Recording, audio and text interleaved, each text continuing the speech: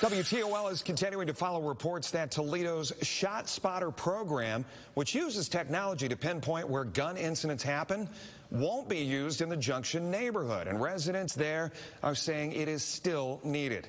Tatiana Cash, she reached out to Toledo City Council's Public Safety and Criminal Justice Reform Committee to try to get some answers about this. So what'd you find out?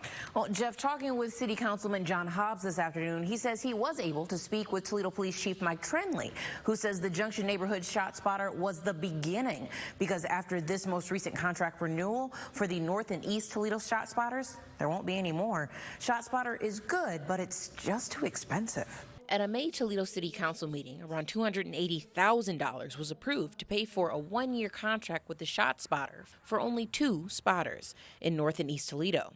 City Councilman John Hobbs says the city has kept the program for several years because it brings results. It is extremely accurate. It can get you within yards of where a shooting has taken place. We want to do everything we can to make our citizens safe, our neighborhoods safe.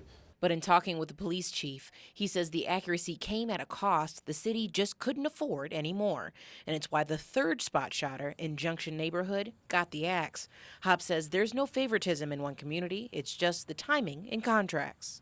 It will be said, well, there's still other contracts that are still out there, and it will not be renewed because, again, it is a budgeting issue. It is a very expensive program. ShotSpotter had been paid in the past through grant money from the American Rescue Plan Act and private donations.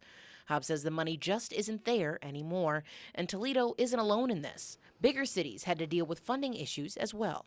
Chicago has not been able to continue ShotSpotter as well, because it is such an expensive program. However, he says funds won't overshadow safety because they're looking for more grant funding, private donors, and an alternative spot shotter technology. Until then, Hobbs says community members need to speak up when violent crimes happen and share ring camera videos with police. So if there is a crime in your area, they can look at the camera to see in certain blocks, certain neighborhoods, and see anonymously whether they can pick up information to solve that crime. Now, I did reach out to TPD, and they do want to remind everyone you can anonymously give Ring doorbell cam footage to the department to help solve crimes in your area.